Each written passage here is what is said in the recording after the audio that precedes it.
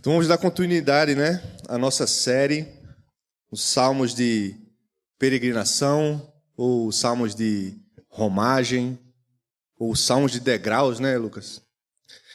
E a gente está tratando nesses salmos de uma série de salmos, 15 salmos. A gente começou no 120, Lucas já fez o 120 e o 121, que tratam de canções que o povo de Deus usava quando estavam peregrinando para Jerusalém. Pelo menos uma vez por ano, todo judeu ia a Jerusalém. E em principais festas, 3 festas que aconteciam ali. Festa da Páscoa, festa dos tabernáculos e festa de Pentecostes.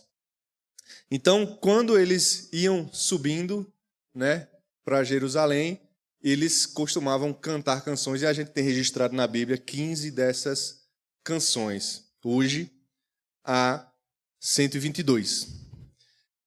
Vamos ler elas juntos? E aí eu vou pedindo já, Moisés, para tu ir colocando ali. Eu vou estar usando a versão NAA aqui. Quem não tiver nessa versão, quiser acompanhar pela projeção, a gente lê junto. Salmo 122.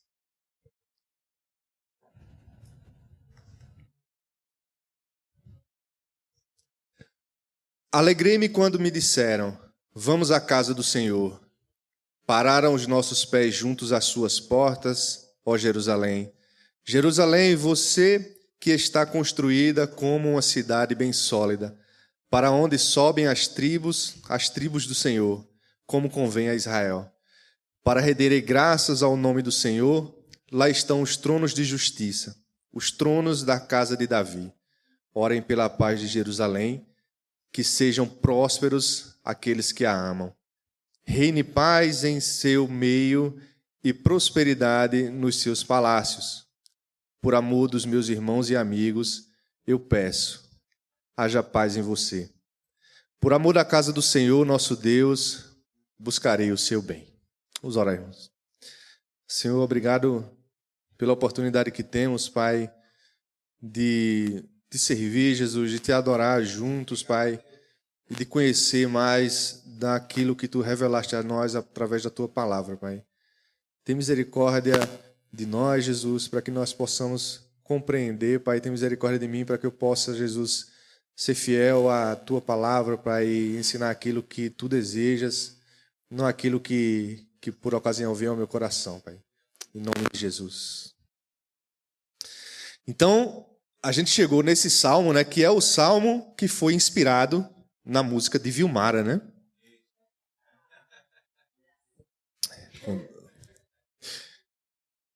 E é o Salmo 120.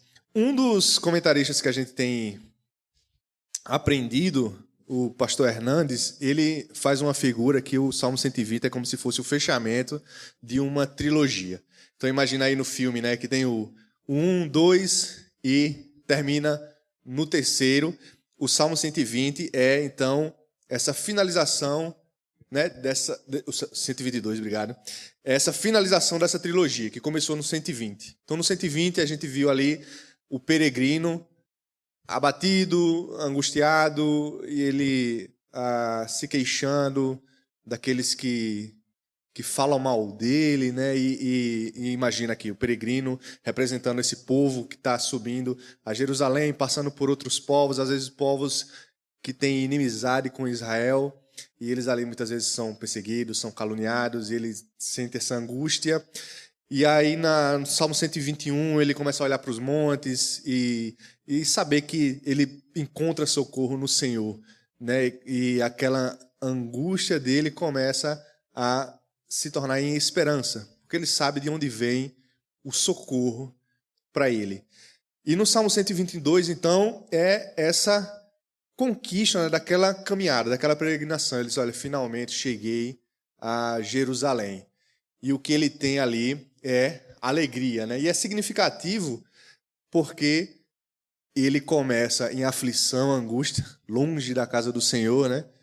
E à medida que ele vai subindo, isso vai se tornando em esperança para ele, até que se torna em alegria, né? Quando ele chega à casa do Senhor, como ele vai colocar. E é significativo, então, isso, e é importante a gente comentar algo.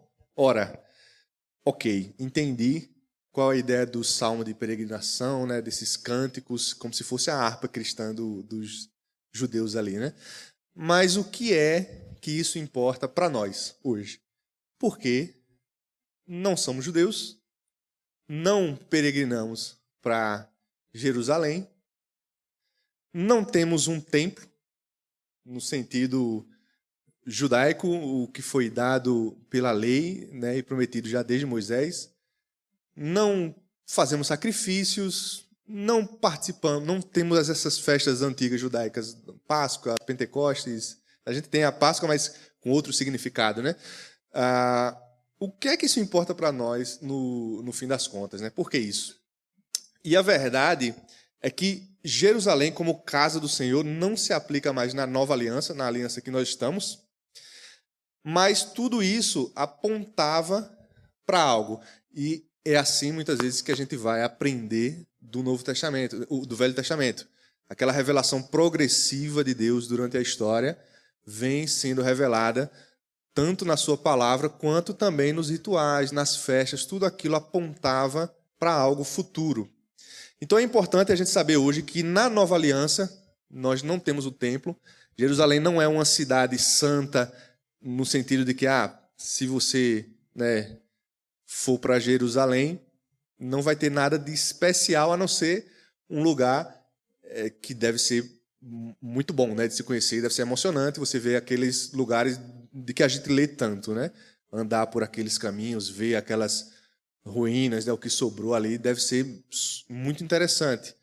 Mas como Paulo diz, e eu queria que os irmãos lessem comigo, Colossenses 2, 16 a 19, aqui ele escrevendo para cristãos, ele vai dizer o seguinte, no verso 16, portanto, que ninguém julgue vocês por causa de comida e bebida, ou dia de festas, ou lua nova, ou sábados. Porque tudo isso tem sido sombra. Importante isso aqui.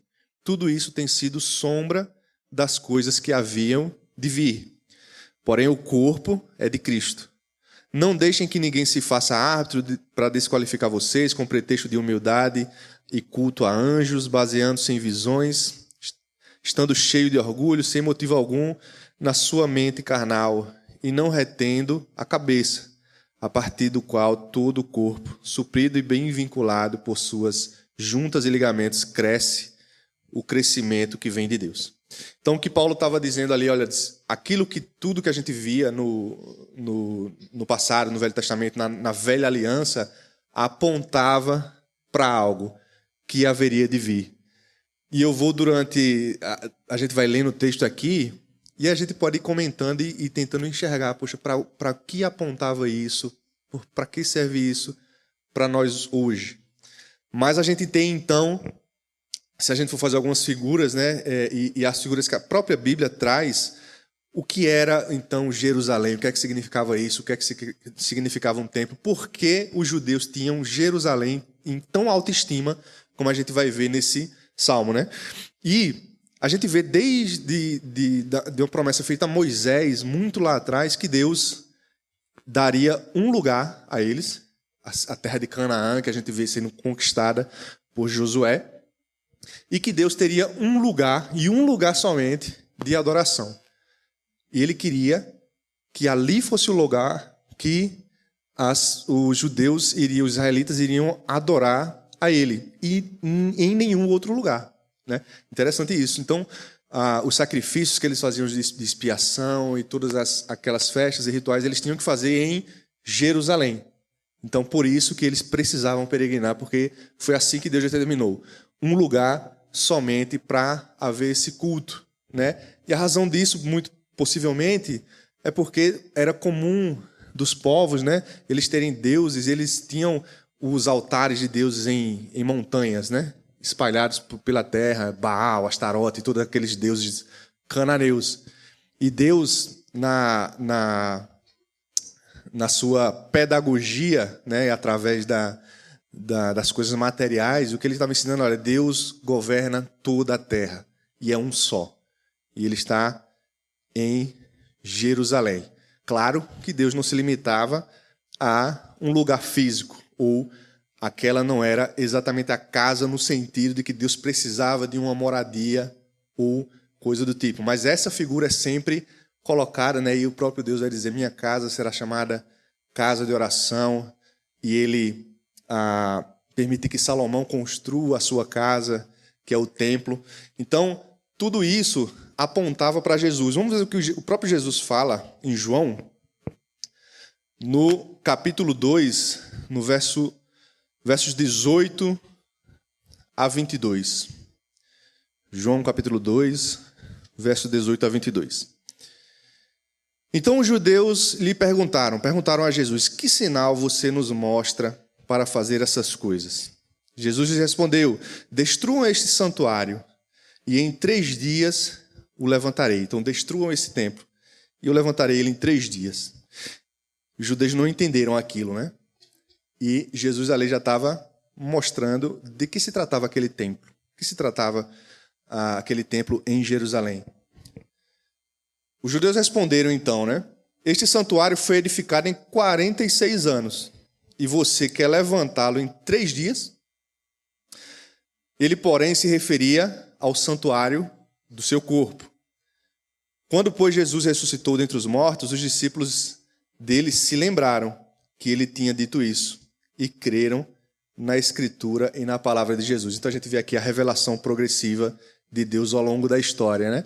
Então, aquele templo que apontava para ele mesmo no futuro, que tinha toda a plenitude da divindade de Deus, não é? E os discípulos, quando eles ressuscitaram, entendi o que Jesus quis dizer. Ele é o templo. Aquele templo apontava para ele. Por isso que Paulo está dizendo ali para aqueles irmãos que queriam voltar a práticas judaicas, que é coisa que a gente vê até hoje, né? Voltar, vamos trazer de novo a Arca da Aliança, vamos fazer isso, construir o Templo de Salomão e não sei o quê. O Paulo está dizendo, olha, não voltem essas velhas práticas. Tudo aquilo era sombra daquilo que haveria de vir. Nós já temos a Jesus hoje, que é o nosso templo. E, sendo Jesus, então, esse templo, né, se no templo apontava para Jesus, a gente viu agora há pouco em Efésios que no plano eterno de Deus, Deus queria que nós fôssemos como a construção, né? Ele nos chama de pedras vivas, né, estabelecidas sobre a pedra angular, que é Jesus. Então, todos nós fazemos parte dessa construção. Então, o templo aponta também, no futuro, para a igreja de Jesus. Então, Deus habita no meio do seu povo, Deus habita na igreja, e a igreja somos nós. Então, quando a gente fala de templo hoje para nós não estamos falando aqui nas paredes, apesar da gente comumente usar, está no templo, como uma forma da gente se localizar, né? De ter um nome para o local. Mas o templo, a igreja, é o corpo de Cristo, as pedras vivas que somos nós. Nós somos a igreja de Jesus, o seu templo, a sua habitação. Então, apesar dessa distinção, né, e deixar claro isso logo no começo, é importante, a gente também não tem que a igreja é algo irrelevante ou só algo simbólico, né? A gente vai ver em alguns textos isso, por exemplo, em Timóteo, e aí eu vou passar rapidamente aqui. 1 Timóteo, do capítulo 3, versos 14 e 15, o apóstolo Paulo vai dizer, escreva estas coisas a você, esperando ir vê-lo em breve. Mas se eu demorar, você saberá como se deve proceder na casa de Deus, que é a igreja do Deus vivo, coluna e fundamento da verdade. Veja, o apóstolo Paulo, que foi quem explicou lá em Colossenses, olha, tudo aquilo apontava, ele continuava aqui chamando, né, a igreja de casa de Deus. Então, claro que ele não está se referindo ao templo, à parte física das construções, mas a igreja, as pessoas, e ele chama de casa de Deus. Em Hebreus, no capítulo 10, verso 25, o autor dos Hebreus vai admoestar os irmãos falando, olha, não deixemos de nos congregar, como é costume de alguns. Pelo contrário, façamos admoestações, Ainda mais agora que vocês veem que o dia se aproxima. Então, aí, qual era o cuidado aqui do autor? Não vamos para o outro lado também, né? Como se puxasse um estilingue aqui, e aí vai todo mundo para o outro lado agora. Olha, os apóstolos estão ensinando e Jesus revelou que o templo se tratava dele, na verdade. Então, a gente não precisa de mais nada de que está comungando aqui. Eu estou na minha casa, eu vivo minha experiência com Jesus e isso já é o suficiente. E o autor aos Hebreus está dizendo, não façam isso, como já tem sido costume de alguns. Pelo contrário. E veja, pelo contrário não é ir, né? O crente do domingo, né? O turista do domingo.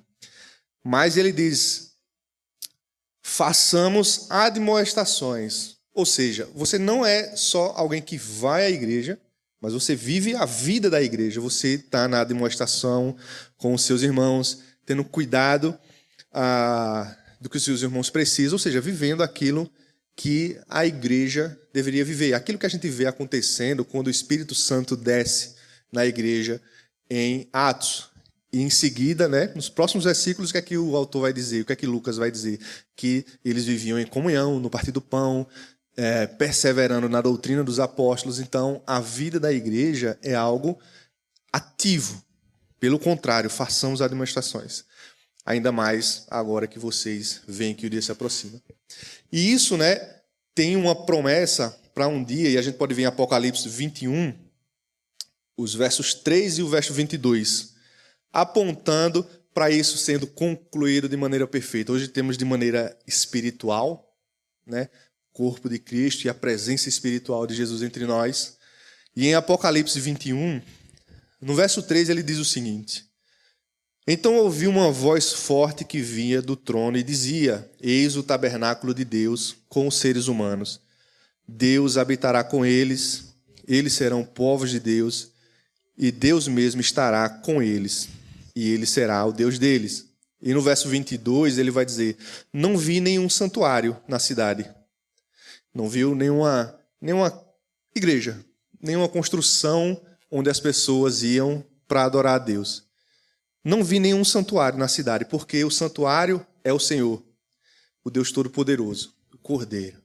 Então vai chegar o tempo, né, e isso está previsto já em Apocalipse, no capítulo 21, que nós nem disso aqui mais precisaremos, nem das igrejas precisaremos mais, porque teremos a presença agora não só espiritual, mas física de Jesus. A gente ainda não sabe exatamente como vai ser isso, né? A gente não sabe nem como é que necessariamente a gente vai ser, né? Como diz o apóstolo João. Mas a gente sabe que a gente terá uma presença diferente, né? E que não será mais nem espiritual, será física, ao ponto de nós não precisarmos mais nem dos santuários, dos lugares que nós usamos hoje quando nos reunimos para adorar a Deus. Então, tendo feito essa introdução aqui, e eu fiz para que a gente entenda o que é que significa, então, o que é que significava para um peregrino, né, Jerusalém, chegar a Jerusalém, a casa de Deus, o que é que significa para nós hoje, o que é que significa para nós no futuro. E lendo, então, o Salmo 122, o que é que a gente aprende e pode aplicar para a nossa vida hoje, como igreja de Jesus, como casa do Senhor. E, em primeiro lugar, o salmista, esse salmo de Davi, ele vai começar falando dessa alegria, então, que eu comentei aqui quando a gente iniciou, de chegar à casa do Senhor, de chegar a Jerusalém. No primeiro verso ele vai dizer, alegrei-me quando me disseram, vamos à casa do Senhor. Então, ele ouve o convite, chegou o tempo, chegou a Páscoa, a Pentecostes, ou Festa dos Tabernáculos, e nós vamos a Jerusalém. E isso já trazia alegria, né? No Salmo 16, verso 11, o Davi dizia lá, tu me farás ver os caminhos da vida, na tua presença a plenitude de alegria, a tua direita há delícias perpetuamente. No capítulo 43, verso 4, ele diz, então irei ao altar de Deus que é a minha grande alegria, ao som da harpa eu te louvarei, ó Deus, Deus meu. Então é natural que um filho de Deus, que alguém que nasceu de novo, se alegre quando vai à casa do Senhor, quando vai estar reunido com a igreja para adorar a Deus. Isso deveria soar como alegria, né? Então aqui é como a figura do pai que sai para trabalhar, né? E quando volta para casa, e quem foi pai já experimentou isso, né? Do filho ver o pai e aquela festa. Aqui parece essa figura, né? Quando o peregrino diz, olha, eu alegrei só em ouvir, quando eu fui convidado ali, né? Alegrei quando me disseram, vamos à casa do Senhor. E ele manifesta essa alegria. E no verso 2, ele vai chegar então, né? E ele vai dizer ali, ó, pararam os nossos pés junto às tuas portas, ó Jerusalém. Então, parece que é como se a gente viu ali aquele peregrino, começando no capítulo 20, falando de uma angústia, desolação, e aquele caminho que ele teria que subir ali, peregrinando, né? E aquela angústia parece que some, né? Cheguei às tuas portas, ó Jerusalém.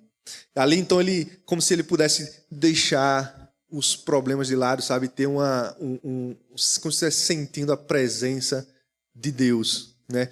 A gente tem essa figura bastante presente na Bíblia, né? De uma alegria que vai além da compreensão humana. A gente vai ver o apóstolo Paulo dizendo, eu aprendi a viver alegre em qualquer situação. Se está ruim, eu estou alegre. Se está bom, mais ainda, né?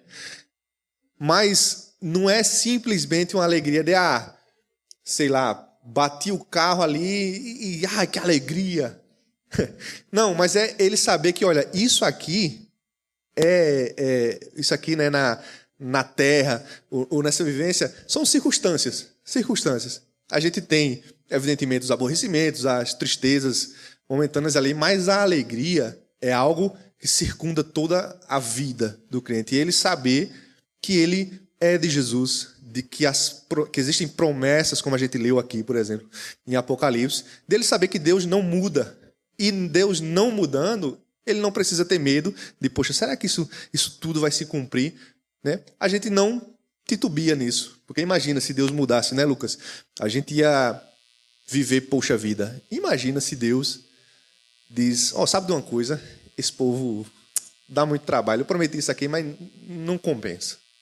Não vou entregar aquilo que eu prometi, não. Poxa, a gente estaria em maus lençóis, né? Como é que a gente ia dormir, inclusive, sabendo que Deus poderia mudar de ideia? Mas porque a gente sabe é que a gente tem essa alegria. E essa alegria, então, precisa estar presente na nossa vida, quando a gente sabe, olha, eu vou adorar a Deus e aquilo vai me encher de alegria, como como o salmista dizia, né? Na presença de Deus há abundância de alegria e delícias perpetuamente. Então, ele começa se alegrando, cheguei a Jerusalém finalmente, e ele começa a falar por quê de Jerusalém, por que dessa alegria, por que ele sentia isso. Nos versos 3 a 5, ele vai começar a destacar por que esse grande apreço por aquela cidade. No verso 3 ele diz, Jerusalém, você está construída como uma cidade bem sólida, ou em outras traduções, uma cidade compacta, pode ter alguma tradução, firmemente estabelecida.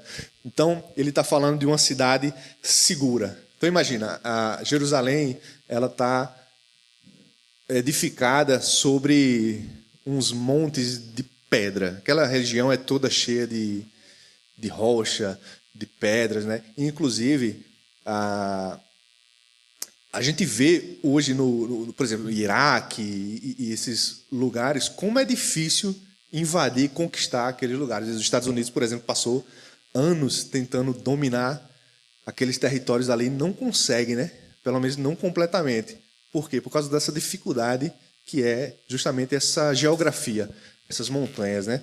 Os estudiosos da Bíblia falam ali que Davi, inclusive, era especialista nessas guerrilhas, vamos dizer assim, de montanhas, né? Então, aquele exército que ele tinha, que era sempre vitorioso, né? Eles eram especialistas em lutar usando essa estratégia, né? De lugares altos. Então, naqueles lugares altos, descia, fazia o ataque, né? E quando eles voltavam lá para cima, era muito difícil combater eles por causa disso, né? E Jerusalém está, então, numa situação dessa. Ela está estabelecida sobre montanhas de pedras incrustadas lá naqueles montes, e é essa representação de uma cidade sólida, né? Ela era a capital de Israel, que o próprio Davi conquistou, dos jebuseus, e lá eles deixaram o tabernáculo, né? a Arca da Aliança, e mais à frente Salomão constrói o templo para que o povo fosse nessas peregrinações que a gente está tratando aqui e adorasse a Deus, né? Jerusalém, que significa cidade da paz, né? Que a gente já vê sendo apontado desde lá de trás, quando a gente tem a figura misteriosa de Melquisedeque, né? Rei de Salém, né? Que é de onde deriva depois esse nome, Jerusalém, né? Jerusalém.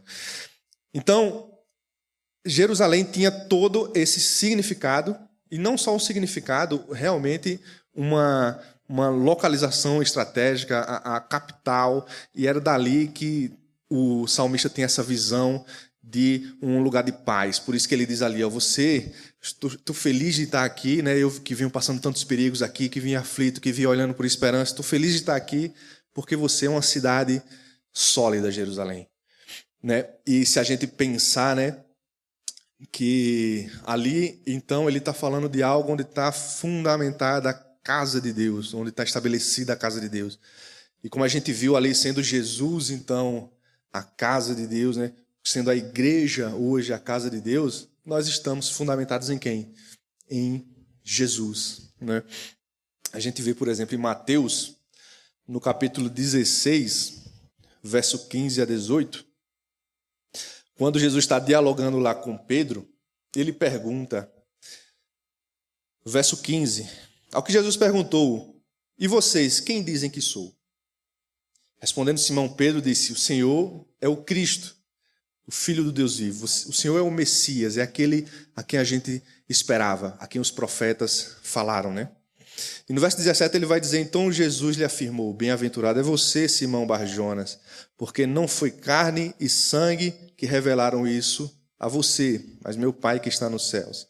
Também eu lhe digo que você é Pedro, e sobre esta pedra edificarei a minha igreja, e as portas do inferno não prevalecerão contra ela. Então Jesus está dizendo, olha, você reconheceu bem, Pedro. Você reconheceu que eu sou esse Messias, eu sou o Cristo, o Filho do Deus vivo. Sobre essa verdade estará estabelecida a igreja, e as portas do inferno não prevalecerão contra ela. E essa é a promessa de Jesus. Então, a igreja, se está fundamentada em Jesus, ela está em um lugar seguro, sólido, como estava Jerusalém.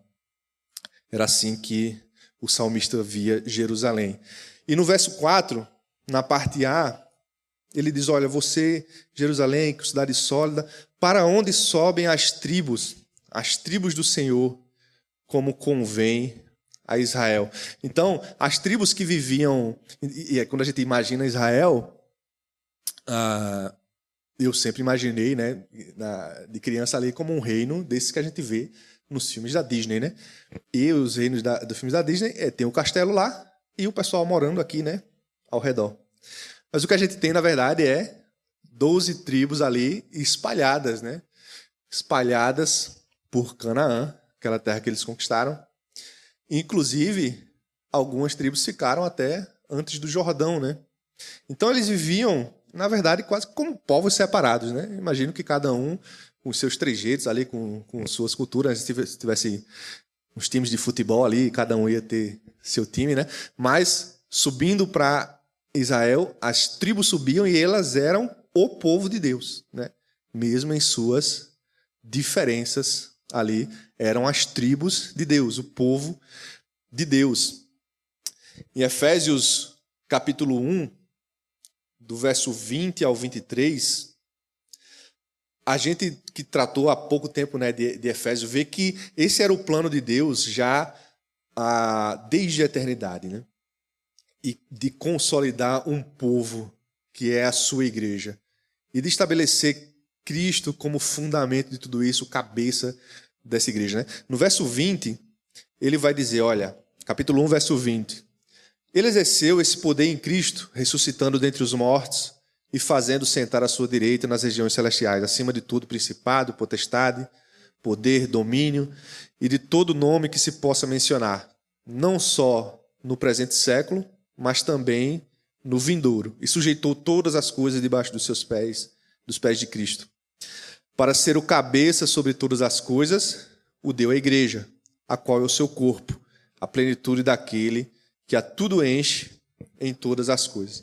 Então, assim como as tribos, né, de Israel subiam e eram um povo de Deus, assim também é a igreja, um povo para estar adorando ao cabeça, que é Cristo. Então, perseverar na unidade é algo muito importante, algo que foi bastante problemático em Israel durante algumas situações, e é interessante a gente ver que Davi, que é considerado ali um rei messiânico, ou seja, mais algo que aponta para Jesus. O próprio Davi apontava para Jesus, né? Existia aquela promessa de Deus de que o trono de Davi seria perpétuo. E a gente não vê isso acontecendo nos filhos dele, né? A gente tem Salomão. Depois de Salomão, já no seu filho, a gente já tem um racha na comunidade de Israel, uma divisão, e a gente fica com o reino do norte e reino do sul ali separados, e não vemos essa continuidade visivelmente, né? E alguém pode olhar e dizer, poxa, aquela promessa que os profetas diziam que nunca faltará um descendente de Davi, né? E a gente vê que, na verdade, algo que vai se revelando durante a própria história é que Jesus era esse rei, filho de Davi, e inclusive da descendência de Davi, que vai reinar eternamente, né? Se cumprindo aquela promessa que dizia que do trono de Davi nunca será apartado o reino, né? Que o reinado de Davi seria eterno. Isso se cumpre em Jesus. Tudo a gente vai vendo como tudo vai apontando para Jesus no futuro e na sua revelação. E no verso 3 do capítulo 4 de Efésios, né, Paulo insiste lá pela perseverança na unidade, né? E a gente chama a casa de Efésios da carta da unidade, né? Ele vai dizer, olha, fazendo tudo para perseverar a unidade do Espírito e o vínculo da paz. Então, quando a gente vê tudo isso, quando a gente vê as tribos, né, e como Deus sempre tratou Israel com tribos e o povo de Deus, e então agora a igreja, vai parecendo e ficando claro para nós que um cristão que diz, olha, não preciso estar na igreja ou com a igreja, e aqui eu não estou falando de denominação, mas com a igreja, com o corpo de Cristo, as pessoas adorando a Deus juntos, não faz sentido. Ele pode até colocar isso no coração dele, na cabeça dele, de alguma forma, mas ele vai ter muita dificuldade quando ele vê como Deus, desde o Velho Testamento, apresenta o seu povo em adoração a ele, e como isso se revela também na Nova Aliança. Por isso que o autor do Hebreus está insistindo que os irmãos não deixem de congregar, como tem sido já ali naquele tempo o costume de alguns, né? Em terceiro lugar, a gente vai ver o salmista tratando aquele lugar como lugar de adoração. 122, a parte B, ele vai dizer, para renderem graças ao nome do Senhor. Então aquelas tribos se reuniam, aquele povo de Deus se reunia para quê? Para render graças ao Senhor. Deus, então, é o centro daquilo tudo que eles estavam fazendo, né? Assim como precisa ser o centro do culto, né? Não faz sentido se reunir na igreja, se Jesus, se a adoração a Jesus não for o centro. O que a gente vai estar fazendo é adesão a um clube ou qualquer coisa do tipo para se sentir melhor ou ter network ou qualquer coisa do tipo. Jesus é o centro. É isso que a gente faz em todos os rituais que a gente faz aqui, quando a gente faz a ceia, quando a gente escolhe as músicas para cantar, quando a gente está pregando aqui, ou seja, eu vou pregar num texto de Gênesis, de Êxodo, de Deuteronômio, mas o centro da minha mensagem é Jesus. E se o Velho Testamento apontava para as coisas que iam de vir, é para ali que eu preciso apontar, então. Não para a lei, né, mas para Jesus, para aquilo que a lei apontava, para aquilo que as festas apontavam, para aquilo que os rituais apontavam. Para Jesus. Então, Jesus é o centro de todas as coisas. E aquelas tribos, ele está dizendo, ó, estão aqui para render graças ao nome do Senhor. Por que isso? Né? Às vezes alguém pode questionar, e eu lembro conversando com um colega meu ateu no trabalho, e ele dizia, olha, na verdade ele não se considerava ateu, né? Ele dizia que era agnóstico, ou seja, aquela pessoa que crê, ou não necessariamente crê, mas assim, pode existir um Deus, não duvido, né? Mas tenho dificuldades de crer nesse Deus que você está pregando aí, em Jesus. E uma das coisas que ele dizia assim, eu não entendo que carência é esse Deus tem de ser adorado.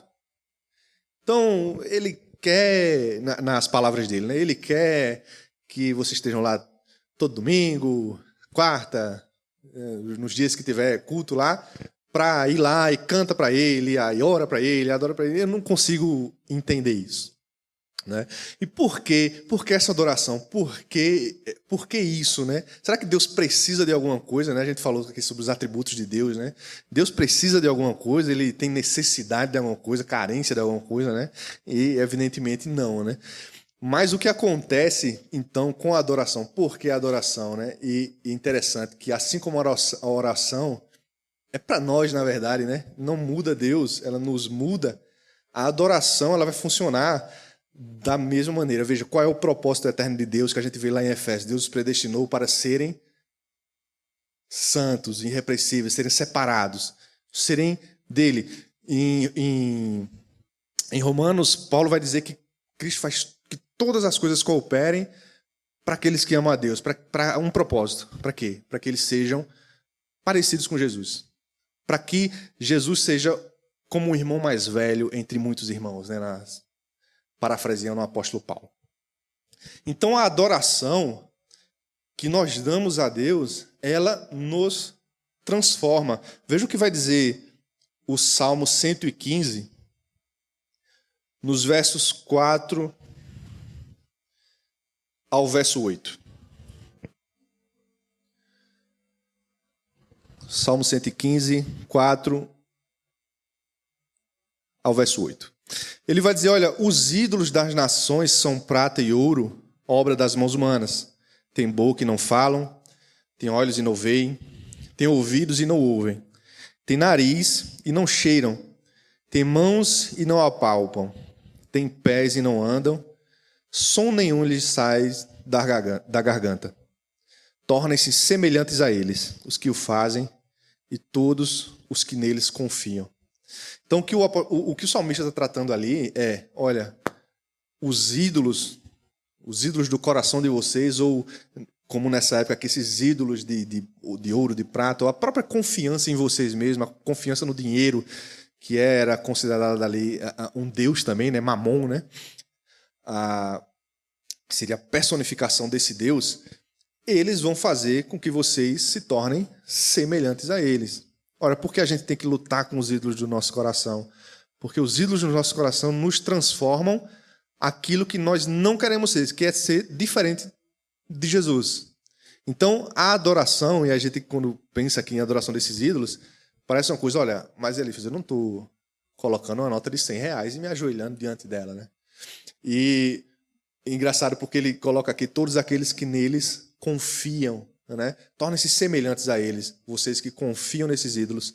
Então, o que é que a adoração vai fazer? É um antídoto para isso. Quando a gente adora a Deus, quando a gente tem Deus como centro da nossa vida, isso vai naturalmente fazer com que nós nos tornemos a imagem de Jesus. Então, adorar a Deus, muito distante de ser uma necessidade dele, uma carência dele, é muito mais uma carência nossa. Então, a alegria do salmista quando ele diz, eu cheguei a Jerusalém, eu que passo por tanta dificuldade nesse caminho de peregrinação, que estou longe da cidade, que é a casa de Deus, quando eu chego, eu sou tomado por alegria, porque eu estou na presença do Deus que mudou e muda a minha vida. Amém? Então, se nós tornamos Deus o centro do culto, ou nós estaremos mais parecidos com Ele. Ora, se nós fazemos o contrário, se o nosso culto se torna algo antropocêntrico, né? Ou seja, eu estou fazendo isso para mim, é para prosperar, é porque eu tenho os problemas que eu quero resolver, enfim, é tudo para o homem, é música para eu me sentir melhor, e é mensagem para eu me sentir melhor, e eu quero o meu ego afagado, e eu quero alimentar todos esses ídolos do meu coração que eu não quero abandonar, na verdade eu só quero estar em paz com eles e para os sacrifícios que eles têm exigido de mim. Eu quero ir ali e sacrificar a eles. É muitas vezes isso que a gente está fazendo num culto, né? Com toda a aparência de um culto a Deus, mas servindo a nós mesmos. Então Jesus precisa ser o centro do nosso culto. Olha, as tribos de Israel estavam lá para renderem graças ao nome do Senhor. Então, o peregrino, ele começa agora também a reconhecer que aquele é um lugar de ordem e justiça. Vamos ver no verso 5 do capítulo 22. Ele diz, lá estão os tronos de justiça, os tronos da casa de Davi. Então, o que é que ele está reconhecendo aqui? Olha, eu cheguei em Jerusalém, eu estou feliz, é uma cidade sólida, e ali estão os tronos de justiça. É dali que sai a justiça, é dali que Davi faz justiça aos homens, e é dali que estão os tronos de Davi, fazendo aquela referência, olha, à promessa de Deus que aqueles tronos seriam perpétuos, que o reino de Davi seria perpétuo. Então, isso tem a representação para nós que olha, na casa de Deus está a justiça de Deus e os tronos de Davi está Jesus. É sólido por causa disso. Jerusalém é sólido por causa disso. A igreja é sólida por causa disso, porque está fundamentada em Jesus e é dali que sai ordem e justiça, apontando para Jesus. O reino de Davi não foi perfeito, mas o reino do filho de Davi, de Jesus, será perfeito e eterno. Amém? E ele vai então para o final fazendo uma oração. E ele vai orar por Jerusalém, do verso 6 ao verso 9. No verso 6, a parte A, ele vai começar dizendo, orem pela paz de Jerusalém, primeiro. Então, Jerusalém era uma cidade que vivia cercada, era a capital. Então, numa guerra, qual é o lugar que estrategicamente é mais interessante para um país invasor conquistar? A capital, né? A gente está vendo isso agora na guerra da Ucrânia com a Rússia, esse tempo todo, a Rússia querendo conquistar Kiev. Então, conquistar a capital é praticamente dizer que conquistou o país, porque o governo está na capital. É dali que saem os tronos de justiça, né, como ele acabou de falar aqui. Então, ele começa a dizer aqui, orem pela paz de Jerusalém. E a gente está falando aqui, olha, de alguém que está dizendo, orem pela paz de Jerusalém, porque é onde eu posso estar na casa de Deus 3 vezes por ano. Veja, a gente tem acesso a Deus livremente, né? Como vai bem enfatizar Hebreus, mas aqui Deus estabeleceu um lugar de adoração e quem não morava perto de Jerusalém só estava lá, muitas vezes até uma vez por ano. Se Jerusalém fosse conquistada, para aquelas pessoas, poxa, e agora? Que é, veja só, para os judeus que não se converteram hoje, eles não podem cumprir grande parte das leis, né, que eles ainda têm para eles, como leis que eles precisam cumprir. Eles não podem cumprir porque eles não têm mais acesso ao templo, né? Eles não têm mais acesso ao templo que foi destruído e não pode ser reconstruído porque não está na mão deles. Se a gente for considerar que Israel ainda como esse povo judaico aqui. Então, a gente vê essa oração dele pedindo, olha, ore pela paz de Jerusalém. A gente precisa dessa paz. Por quê? Porque é ali que eu chego e tenho a alegria de estar às portas de Jerusalém. Então eu preciso orar por isso. Como a gente precisa também orar pelo nosso país, pela nossa cidade, sabendo que estamos caminhando para um fim, sabendo que as promessas e e Deus falou do princípio das dores, guerras, rumores de guerras, que nós vivemos isso, mas o nosso papel é o quê? Orar a Deus. Deus, tem misericórdia da nossa nação, tem misericórdia da nossa cidade. Deus permita que nós possamos ainda, como em alguns lugares do mundo não se podem mais adorar a Deus livremente, em público, se reunir como igreja, né? E refletindo sobre esse salmo, eu pensei sobre isso, né? Como é uma coisa banal, às vezes, essa possibilidade que a gente tem de estar aqui num culto público, de anunciar nas redes sociais, vai ter um culto em tal lugar. Então, muitos lugares, né? E os irmãos podem encontrar fácil na internet missões como o Portas Abertas, por exemplo, que ajuda a levar o evangelho para lugares onde ele é proibido. E a gente vê muitos documentários de pessoas fazendo cultos subterrâneos, em porão, e dando um jeito, né? Muito marcante para mim quando eu vi um vídeo de uma celebração de Natal, que os irmãos se prepararam o ano todo para fazer um esquema para ninguém perceber primeiro. Então eles acharam um lugar numa casa no meio dos matos, assim, e combinaram, cada um já vinha colocando essa história ali que ia viajar para algum lugar para os vizinhos não desconfiarem, e eles se reunirem naquele lugar cheio de tapete em todas as janelas, com a luz bem baixinha e fazendo a ceia ali, né, e adorando a Deus ali, todo mundo sentado, cantando bem baixinho e tal, para ninguém ouvir do lado, né, e a gente não tem ideia do que é isso. E quando eu vejo isso, eu disse, poxa vida, às vezes dá preguiça simplesmente de vir para a igreja, não vou, é a preguiça. Assim, o que é que está me pedindo hoje? A preguiça. Né? E esse povo, o que é que faz esse povo arriscar tanto para participar de um culto? Né? E isso é um negócio que você vê em todos esses países. Todos os países que têm forte perseguição, inclusive parece que o evangelho verdadeiro, né? Porque ali é um evangelho, meu irmão, que você vai dar uma palavra de prosperidade lá, os caras vão rir, porque eles vão dizer, você está brincando com a gente aqui, né? E esse pessoal está lá arriscando a vida para participar de um culto. Veja só, para ouvir a palavra de Deus, para participar da ceia, para estar em comunhão com os irmãos, né? Então, para mim, veio essa lembrança e eu disse, poxa, eu acho que era talvez isso que tivesse no coração desse peregrino, que vai 1, 2, 3 vezes a Jerusalém. Se Jerusalém é tomada, poxa, nem esse um dia que eu tenho aqui eu não tenho mais. Então ele diz como um pedido ali, né? Orem pela paz de Jerusalém. E no verso 7, na parte A, ele vai dizer, reine paz em seu meio. Ele deseja paz no meio, em Jerusalém, né? Tantas tribos diferentes ali, né? Se reunindo em um lugar.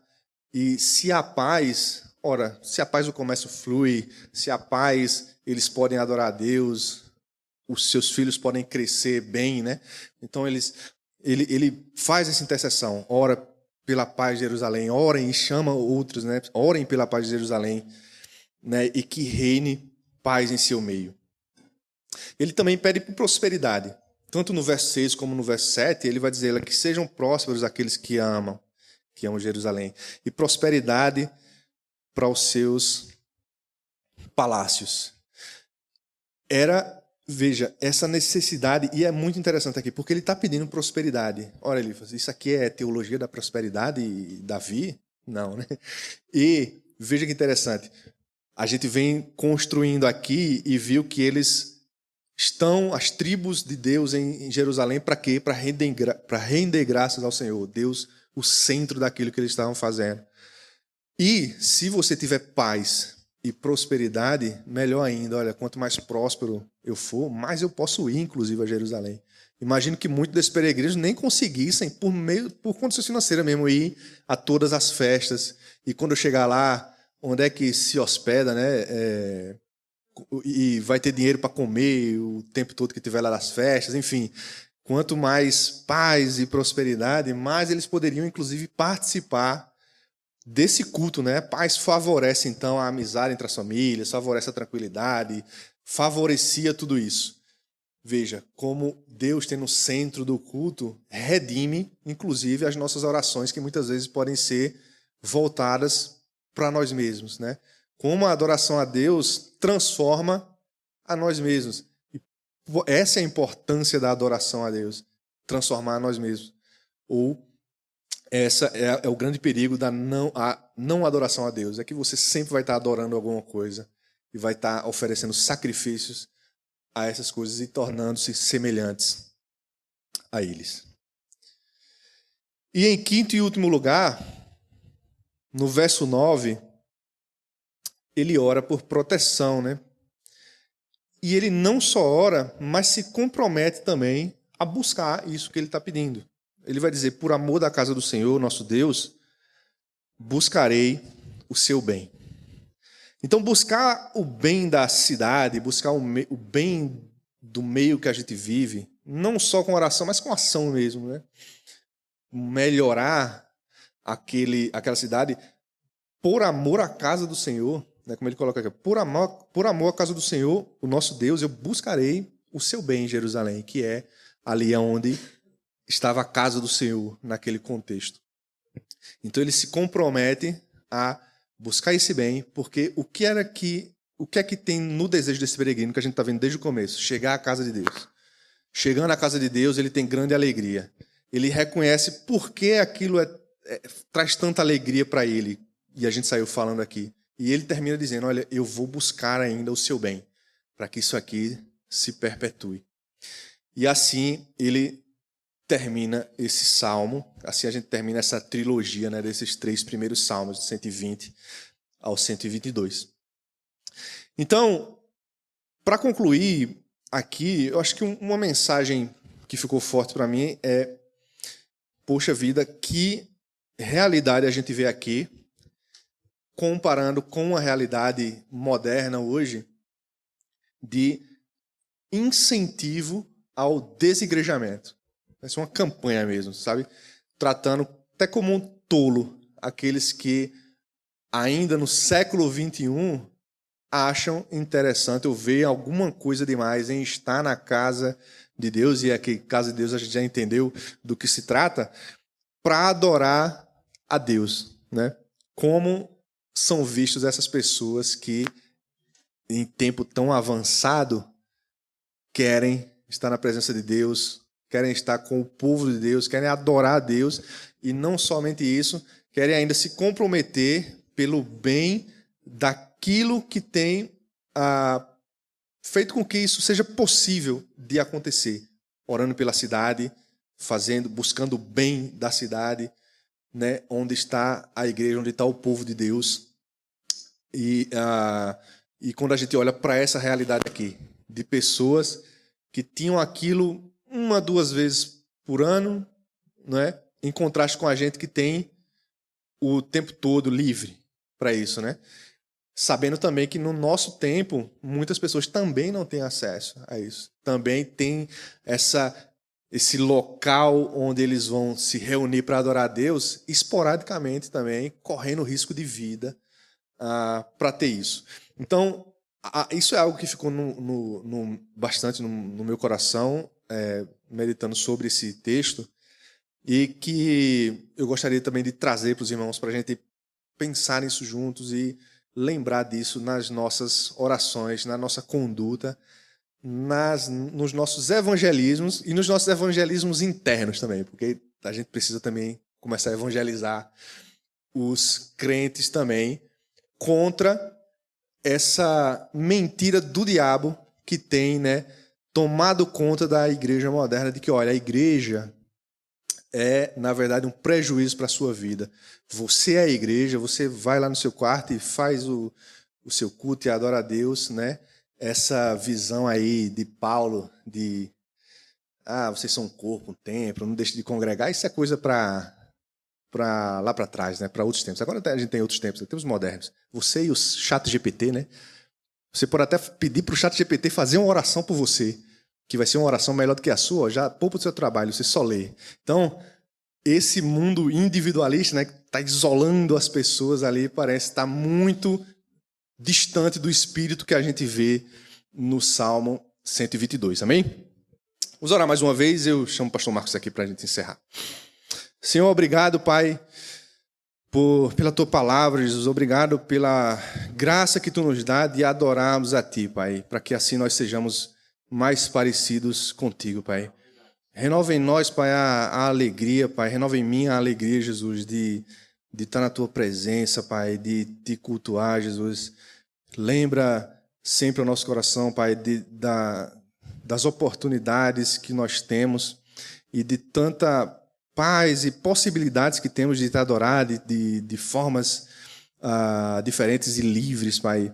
Que permaneça assim, Pai, em nosso país, até onde for da Tua vontade, Pai. Que Tu esteja conosco sempre que isso não for possível e nós nos encontremos como um peregrino, Pai, buscando apenas uma oportunidade para Te adorar, Pai. Que não chegamos a isso, Pai, mas que se chegarmos a esse ponto, Jesus, que Tu seja, Pai, a nossa alegria sempre, Pai, até o dia em que nada disso mais será necessário, pois Tu estará entre nós, Jesus. Muito obrigado, Pai.